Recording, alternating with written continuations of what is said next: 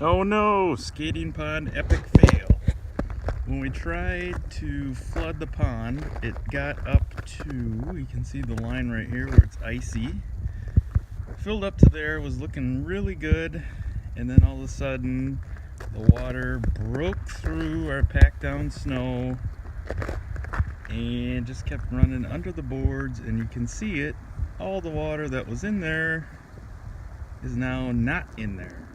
So the next plan is to build the boards up taller, and I picked up a white tarp, just a regular tarp. It's like $45 total in this whole thing, and we're gonna get that wedged in here and try and refill it. My plan is to just pack snow back into these craters now so that the tarp is at least somewhat supported from underneath so it doesn't just rip. But yeah, see where the water went out right there. Otherwise it was decent.